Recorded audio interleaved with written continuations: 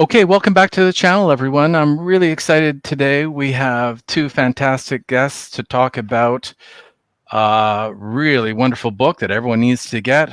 And that book is Free Jazz Communism by Sezgin Buynik, who's here today. Give us a wave, Sezgin. And Hi. Taneli Viitahuhta is also with us today. So thank you so much for joining us today. And so we're going to talk about this book that came out. Free Jazz Communism came out in 2019. I have the third edition, and I know we'll talk a little bit about this in a bit. I know there's fourth edition, so this is a very hot book, and let's jump into it. But before I pass it over to our guests, I just want to read a short quote from a book review, a review of Free Jazz Communism that was penned by David Grundy and Pierre Crepon.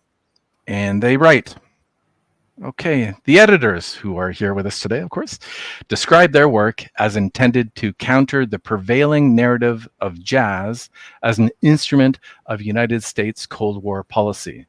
Their purpose is twofold: to present a documentary account of an unexplored event in Cold War history, the Archie Shepp-Bill Dixon performance in Helsinki, and to use this event as a catalyst for broader reflections on free jazz's role within Cold War cultural politics. So that gives you a short glimpse as to what we're going to talk about today. But again, welcome to both of our speakers today, and maybe we can begin getting us rolling here.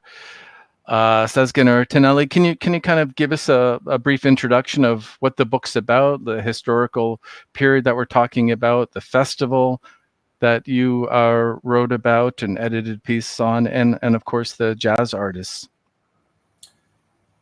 Do you want to go, Sezgin? Yeah, I can. Thanks. So just briefly to introduce ourselves first, myself. Okay, I'm Sezgin Buynik. Now I'm in prison, Kosovo, where I'm from. But I run a publishing house called Rub Press in Helsinki. Now is 10 years, which this press exists. It's an independent publishing house, mostly dealing with an historical materials. I would not say archives, but historical materials that are obliterated. And there is a lot of translations, lot of let's say actualizations of these materials that we find relevant.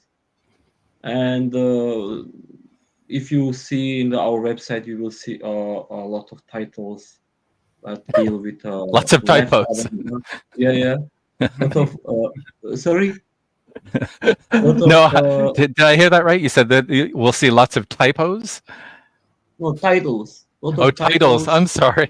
yeah, also typos, yeah, often lot of titles dealing with the left avant-garde.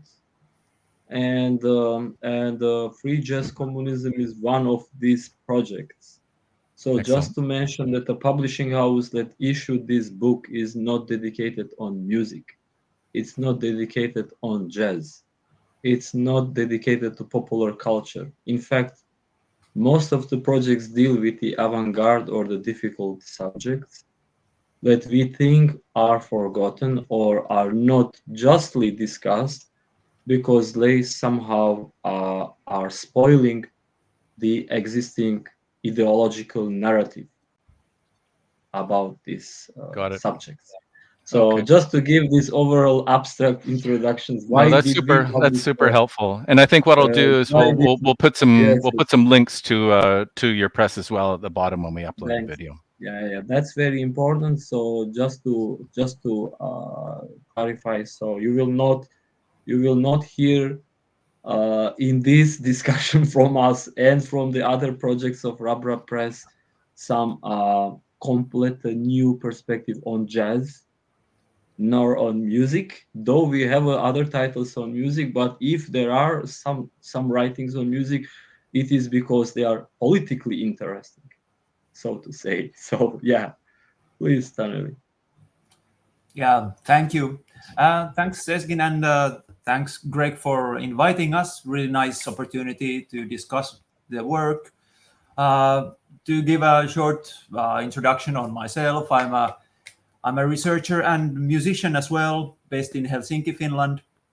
At the at this time, I'm really trying to get finalized my PhD on Adorno and jazz. So that's kind of like a sidestepping a bit this question of the free jazz and its politics in the context of Helsinki. But it's a in a way my somehow my research and artistic interests are related, and my own like kind of like point of view that I had when I came to this project. I had heard about the concert that took place by Archie Shepp-Bill Dixon Quartet. Actually, it was a quintet, but we can go into details.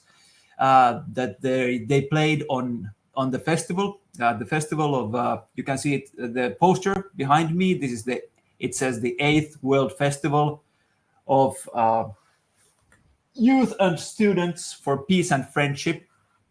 And my entry point was that I was really intrigued with this idea that there would be this event that is generally not known in Finland, the youth festival, and at the same time baked into this story there was this free jazz sort of a bomb that at the time when free jazz was not really there had been few concerts in Europe, but generally so few that it's a really a fine to have this 1962 concerts to kind of like archived, and we of course wanted to expand on it. So that the book kind of started from there. We have in the book that is now, yeah, as you mentioned, Greg, it's now in its fourth edition. This is the fourth one.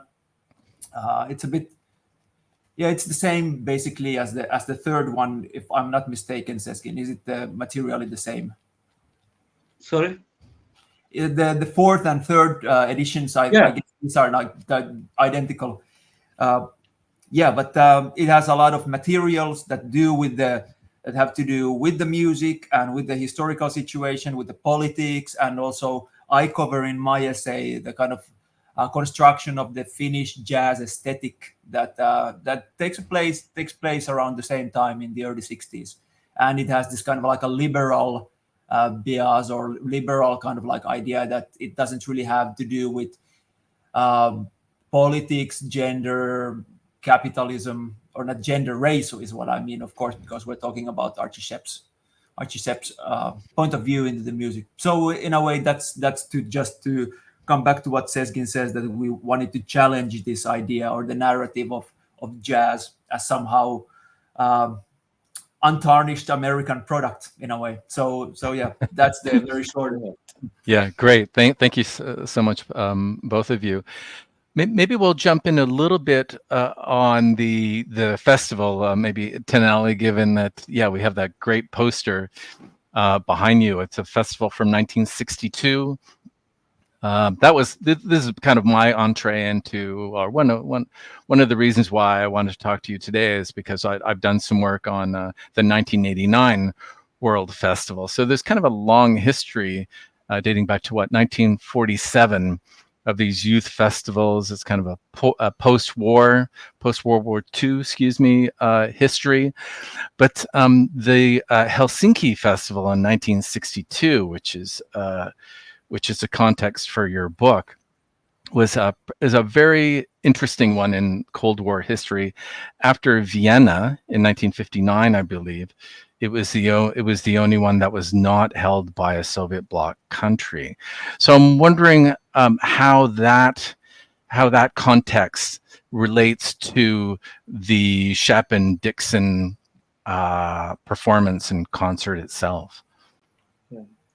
Well, first, also to mention that there is a literature existing on this festival. There is a book, but from the available sources or those that we have used and advised from are quite much like share this typical liberal academic approach, not taking sides, not like clearly avoiding to politicize this event, which we thought, and especially through this free jazz concert, is quite has a quite a strong potential to actualize and to make it for today's activists, theoreticians, and artists an interesting issue to deal with. So there was an art project also just like made before us by three artists, uh, Araba Evelyn Johnston, Ahmed Al Nawaz, and Mina Henriksson. They made a project which is the sound project, but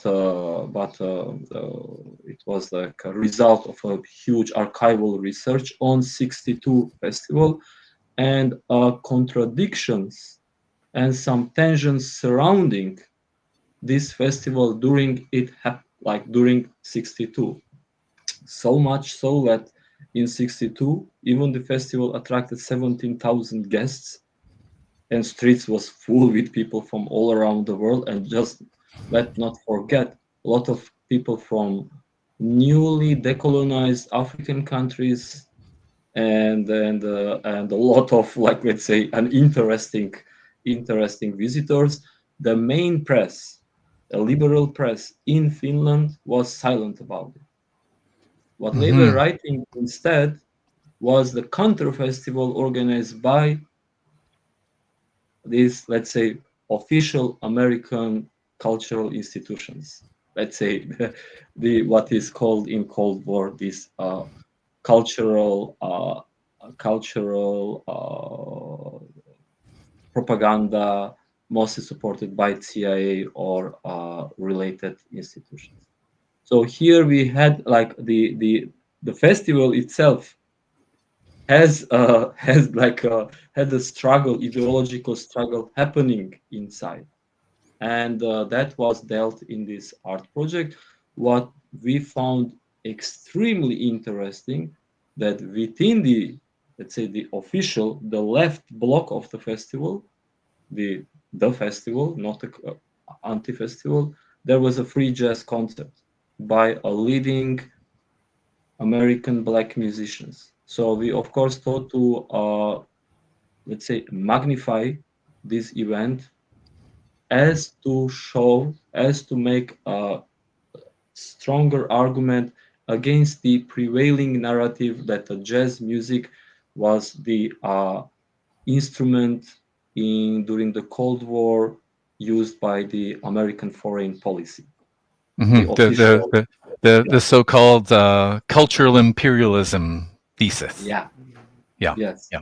And Yeah. we have here a strongest opposition to this idea by the fact that Archie Shepp was like self-declared leftists, and their ticket to Helsinki was paid by CPUSA, Communist Party of United States, and this was like completely the opposite narrative of what exists in most of the scholarship. So that's, let's say, the political conceptual click why we did this, why we decided to make a further research on the book, yeah, Hmm. on this Hmm. project. Hmm. So the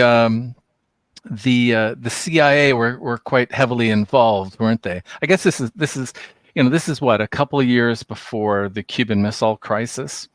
Although there was a very serious anti-communist sentiment, if to put it mildly, in the United States, and I think they were really worried about Finland being influenced, and brought over to the Soviet sphere at the time, right? And you're right. I was just showing. I could probably go back to the beginning here. Let me do that actually, of this footage that I was showing while Sezgin was talking to us.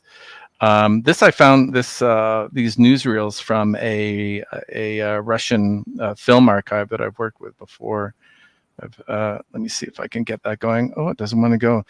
But oh, that's too bad, because actually the footage here really reaffirms exactly what you were saying, Sezgin, that there were a lot of people on the streets. Let me see if I can get that up again.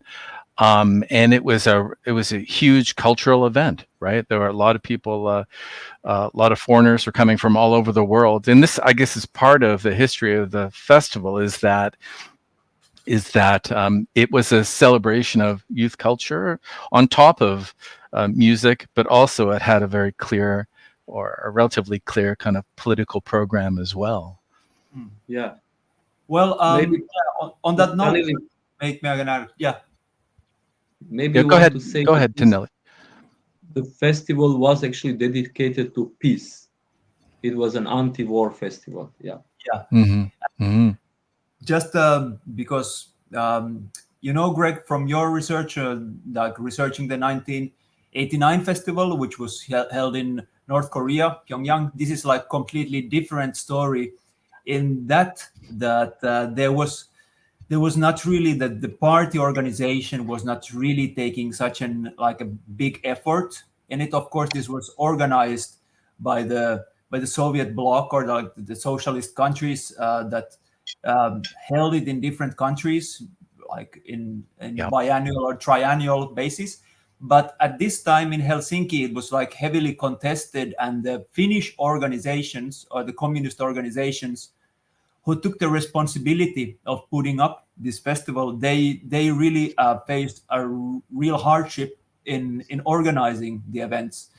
So in contrast to those places where like a totalitarian regime would be, like, let's say, North Korea, supporting this kind of show of youth and student for peace and solidarity, in Helsinki, also because of the time period, like 1962, the time of decolonization being so hot, the new third world countries being so much represented on the stages in Helsinki, this really is quite a different beast in a way. So that it's a more of a grassroots organized. In fact, like reading back to the materials from Finland in 1962, it was a more humble effort in a way, and from those testimonies that we print in the book about people who came in delegations, for most it was like an extraordinary event in meeting like young people from all over the world and debating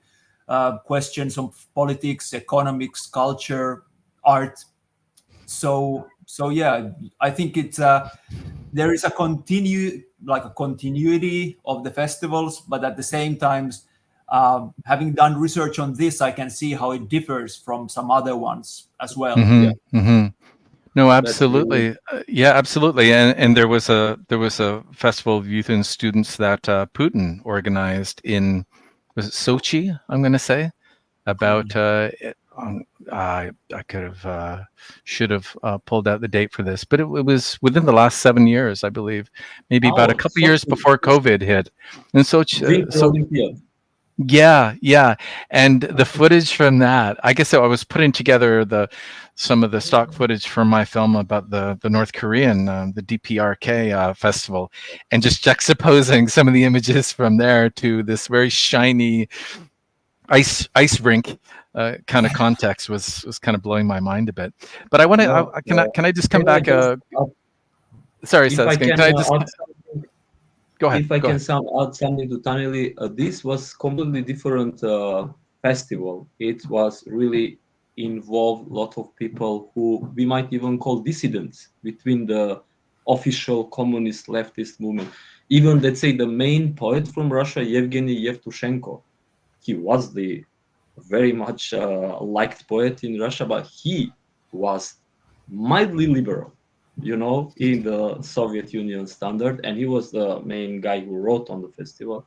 Among the other visitors, that notable visitors, was Angela Davis, who also writes in her autobiography, and we reprint, and people like Amadi Abidieng, later on quite a notable scholar on Hegel and decolonization. So he was also writes in his memoirs, writes about this very tolerant and the vibrant Mm. discursive platforms inside the festival. Mhm. That was really something like a new form of gathering. Yeah. Taneli, can I go back to you and raise the question?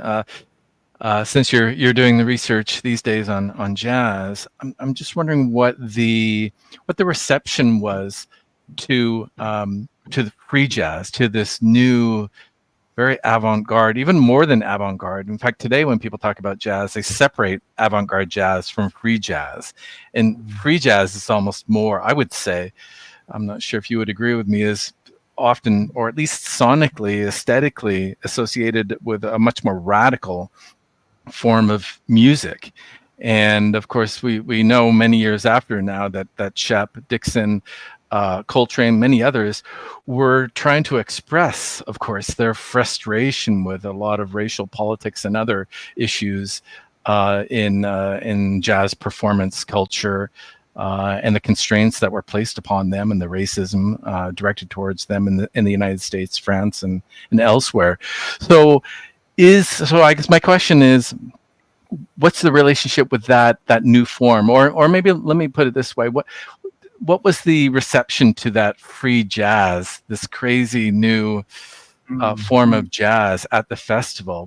Did that kind of jive with some of the other political discussions that Sezgin was just talking about? Well, yeah, just like very, very bluntly, the reception was negative. It was generally, there are only few sort of like reviews of their concerts. One is like one by a Finnish critic who just trashed them, and then in an interesting like turn of events, he was then later on educated by a listener. The original critic is called Erkki Pälli, and he was then critiqued in the next number of the journal that his critique was published by Pertti Hynynen, who kind of like informed him about the new forms of jazz, and Ornette Coleman and Cecil Taylor and stuff like this. And then he kind of like admitted, yeah, I didn't know what I was writing about, and maybe, yeah, I had no standards to kind of like evaluate against too. But I guess that's pretty much, that's the official reception. But about the unofficial ones, we cannot really tell. I'm sure it must have touched many people who were there to listen to these gigs, but there's I haven't come across like written statements about it. But as you know, we can listen to the music from YouTube now, because it's these gigs. There were few gigs. They were recorded by the Finnish public broadcasting system Yle, and they have been like partly released. And what this link that you have here, that Archie Shepp-Bill Dixon Quintet live in Helsinki 1962, is their other concert that was captured. This is from Kulttuuritalo, I believe, and then there's another one that is from the rowing stadium. But pretty much. Okay, so there were multiple performances then by the quartet, or quintet, or quartet? Quintet, yeah. In the end, it was a quintet, because they had. I think the person playing drums there is Terry Robinson, who is a clarinetist who joined the band. For some reason, in this photo, he seems to be playing drums. Maybe it's a sign of their spirit. Yeah, there he is. Yeah. So it was a 5-piece, but it was called quartet, and the music is it's like it has really roots in the jazz as a form, because they do songs by Sonny Rollins, Charlie Parker. They're like very modern, very rhythmically advanced, technically, I would say, like really good. But at the same time, there's this like a strong connection with the form, or like older bebop form of jazz. But the solos are, they're a bit more crazy. They go a bit like sonically, they are more colorful, and yeah, I can understand that people who had not heard this kind of music maybe didn't know what to think of it, but at the same time we know that it also always touches people regardless of what their like previous conceptions of music are. So in a way, you need no introduction to this music. It's great music, great freedom. Well, we also know that the American embassy. Let me play a short clip. Unfortunately, we don't have sound for these clips, but we also know that the CIA, in conjunction with the American embassy and others, launched their own kind of counter jazz event. In fact, here we go. Here's one such event, and we will, I think, see the name of the artist here. So presumably, there we go. Jimmy Giuffre, yeah. Yeah. So presumably, the American CIA kind of anti-Youth Festival, anti-Shepp-Dixon Festival was a much more conventional, quote unquote, accessible, perhaps form of jazz that Sezgin, you were referring to a little bit at the beginning. It's great footage, though, isn't it? I'm not sure if you both have seen this. But the programming, there was also arts programming. There we go. That's the end of it. Oops, there we go. Yeah. That's really interesting. I haven't seen this. I know the concert. I referred to that in my essay. It's a Jimmy Giuffre in Atheneum, the main modern art museum in Finland at that time. And I take the opportunity to jump on this because it's really interesting because Giuffre is also one of the innovators of free improvisation. Maybe in the same vein as Bill Dixon in a way, trying to kind of like bring new ways of playing the instrument. He is a clarinetist and saxophonist. Giuffre's. And his concert was also discussed a lot during that summer in the press, because it was people were better informed about these counter festival activities than about the youth festival. Yeah. You're talking about in the Finnish press, the local press. Yeah. Exactly. Yeah. Also maybe Swedish, but okay. Maybe the Swedish, at least in Finland. And it's interesting because he brings this kind of like more, let's say more like classical aesthetic to his music, but at the same time it is also very improvisatorily very interesting, and in a way also maybe hijacking a bit this festival. I don't know how to explain it exactly, but I feel that if the Americans were trying to put on a show of the kind of like something like very American values or something like that, I'm sure that Jimmy Giuffre somewhat disappointed them, because this is also like very like explorative music in a very interesting way. That's fascinating. Maybe let's turn the topic back around to Shepp in particular, because your book has considerably more on Shepp here than Dixon, and for good reason too, of course. And Sezgin, you have a piece at the end of the book which really kind of starts. Here it is. I'll kind of hold it up. I don't know if people can see it, but anyway, the title of it is "Notes on Archie Shepp, an anti-fascist artist," which is an interesting choice of words here, of course, right? You didn't use the expression anti-racist artist, even though I think today most jazz critics and historians know Shepp perhaps through his later work. By later, I mean later through the 60s and early 70s. In fact, you just look at his covers. They really document the African American experience, right? But as I led off the conversation with, I think you're really talking about Shepp's relationship to the Cold War, to communist or radical politics above and beyond, or as it intersects with questions of race. So do you want to talk a little bit about your piece, and also maybe just the reason why I bring that up as well is it segues into a number of really interesting documents from Shepp himself. Do you want to talk a little bit about those? Yeah, I can. Thanks. So yeah, book is more Archie Shepp is more dominating in the book, and not only with our, let's say, theorization and historization of what happened, but also we have his voice. We interviewed Archie Shepp in just a year before COVID. He was playing in Pori Jazz Festival Mm-hmm. with Taneli. We managed to find the moment to interview him. And the title of the interview is also a citation from one of his statements saying, "Black music survived not because, but in spite of capitalism." And my essay, which is pretty long, I have to say, because I've been working on it a lot, as one of the aim of this intervention was to deal with already existing literature on this subject. There are pretty good scholarship, pretty interesting theoretical writings, but also quite much, let's say, an ideological noise.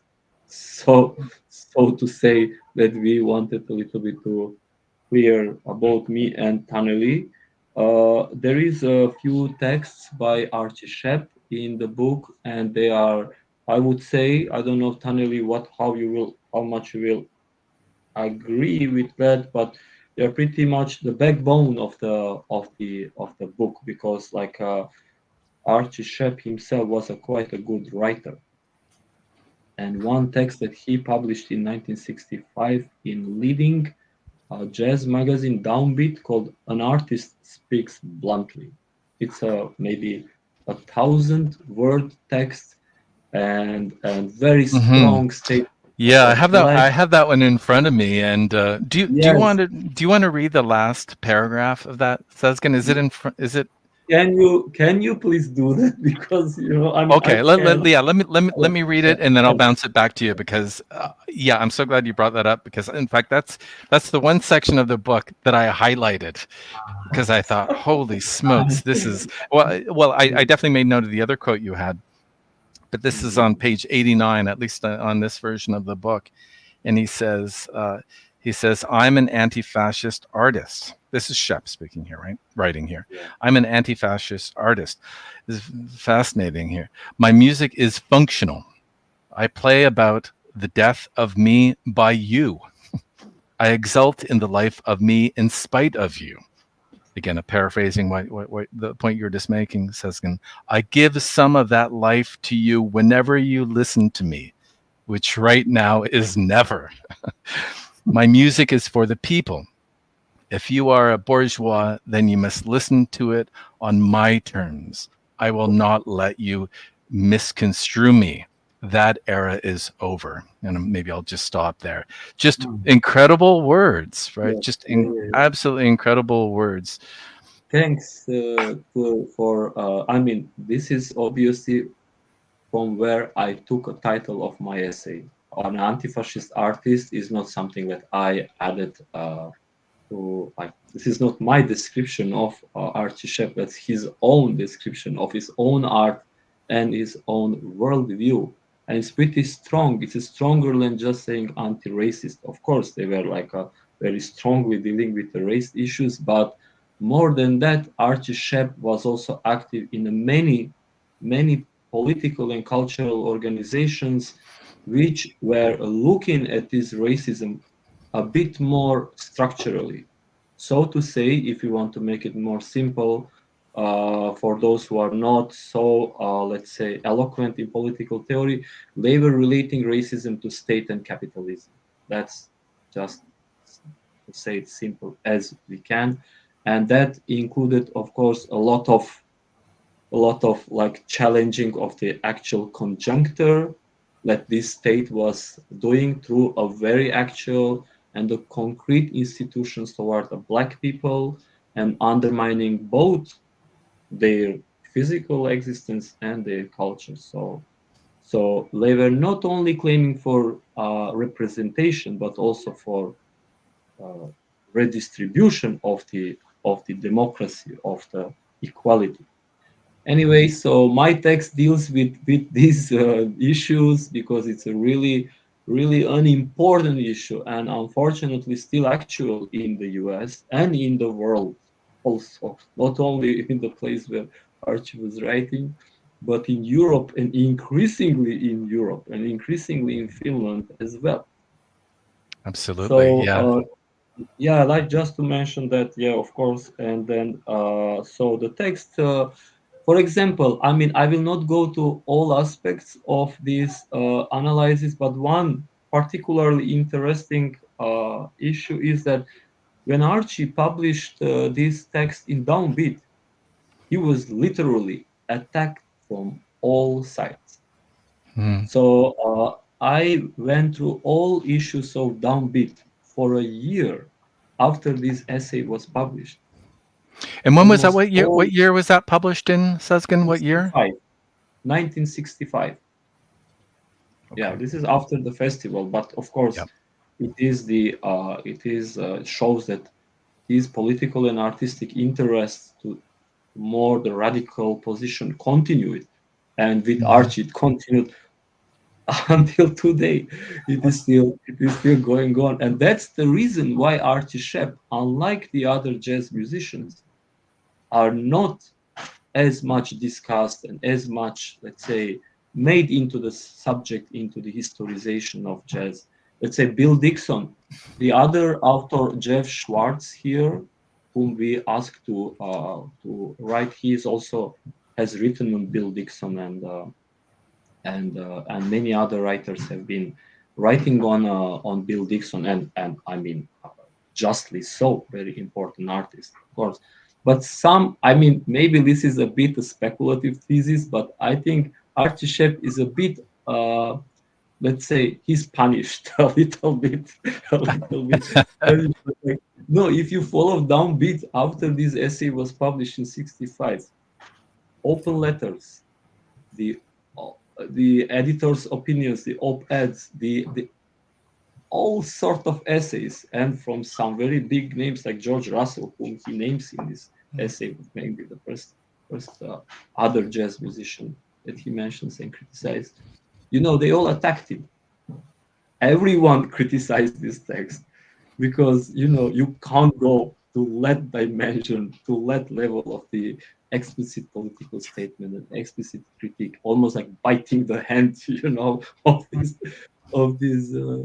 people. So yeah, only person who has defended was a letter from the UK, and this I don't want to make the mistake, but we can correct this. Is a member of the Situationist International. Okay. It's not a Donald Nicholson Smith, but so only they recognize something like Yeah. And that was published in Downbeat as well. also in Downbeat as Also one in of Downbeat. the So that's a great history. positive That's response. maybe we can find some links and post them in the video below as well, so people can go and check out that really interesting jazz history as well. Just one last thing I want to talk about with the book, just to kind of wrap up here a little bit, is again with Shepp.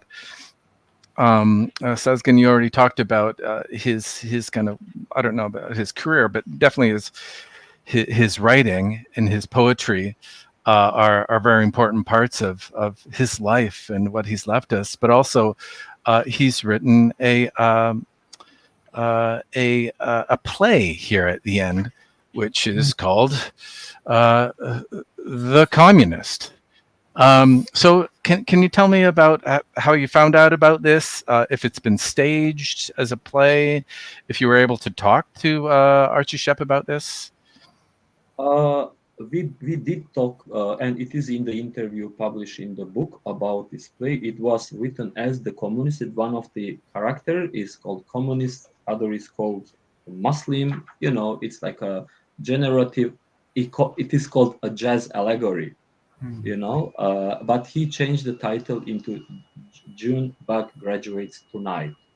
as in late 60s he got a grant, if I am not wrong, from the Rockefeller Foundation or something like that. But anyway, in 67, yeah, changed the title into this German Bach Graduates Tonight, and it is known now with that title. It was reprinted in a Black Drama Anthology in 1971.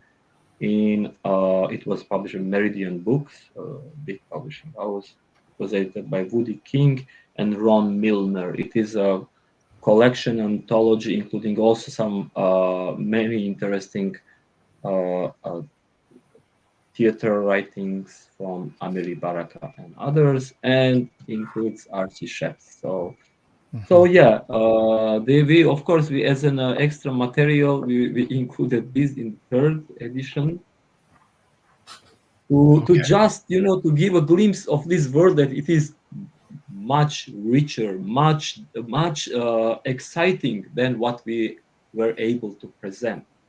It is pity in this project. I have to say here, and I am also curious to hear what Taneli thinks about it. I don't think this project is final project on this subject. It is, Mhm.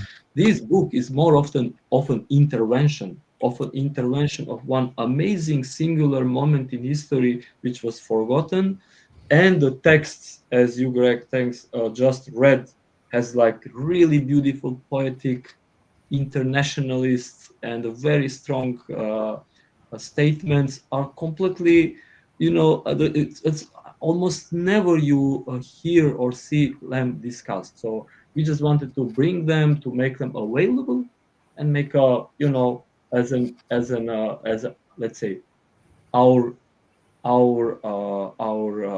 contribution to this Great. 62 Yeah. festival memory. So obviously it's resonating. I do have that. This is the third edition I have. So it's been through 3 printing, and we talked before. You have a 4th printing. So obviously it's resonating. People are buying it. It is an unknown history. What has been the reception of the book? Have you had any formal or any thoughts on kind of the feedback that you've been getting? Taneli, do you want to jump in? Yeah, maybe I would tie this question to what Sezgin just said, because I really chime with this view that Sezgin has, that it's just maybe scratches the surface of a really interesting phenomenon. And what Pierre Crepon said in this great review or critique that you mentioned and quoted from in the beginning, I think he also mentioned that it's mentioned in there that in a way there are more to this conjuncture. It's deeper and it's more. I believe there could be like not only PhD but like a lot of stuff that can be kind of like still squeezed from this. It's really interesting. And now of course the situation starts to be that there are not too many living voices from, because it's already 60 years past, but still a really interesting piece of jazz history, like politicizing aesthetics, these kind of like questions that we normally somehow, I don't know but in the academia they are somehow often seen as either you have like fine arts, modernism, or you have like pop culture, but this doesn't fit in there. Like, to me it's an super interesting phenomenon, a super interesting crossroad of things for this reason. And yeah, other than that, I think there have been like few nice reviews, but basically in Finland there has been like really little discussion. Somehow it still stays with us, this silence concerning this festival, and it has to do with the complicated issue of Finnish history with the Soviet Union and then Russia after the collapse of Yeah. Soviet Union. And unfortunately these things don't seem to be any brighter today than they were when we did this research. Already it feels like an ages ago because it was before COVID, so it's only 5 years, 6 years ago. But yeah, since those times, the kind of like nationalist voices in Finland and really Russophobic voices have been so loud that I'm sure that they will try to keep discussion on these questions kind of like limited and shut down in very like very narrow corridors of the academia. In a way, I'm happy that we have tried to bring out some voices against those tendencies. Okay, so thanks again so much. Let me just share one last time a link here to the Rab Press that Sezgin's involved in, and the book. It says sold out here, but I think there's still some copies left, Taneli. If you go to titles, up in the tab of called titles in the same page. Aha, the silver edition. Wonderful. Excellent. Thanks so much. All right. So, Sezgin Taneli, thanks so much for joining us today. This has been a really fascinating discussion. I really hope there is a next project. Maybe that's something I can bring you back and we can talk about another project, or if you want to talk about a documentary film, I'm really interested in talking about that. But anyway, we're going to continue to talk, the three of us. But for now, let's say goodbye. Thank you again. Thanks so much. It was really nice. Thanks. Ciao.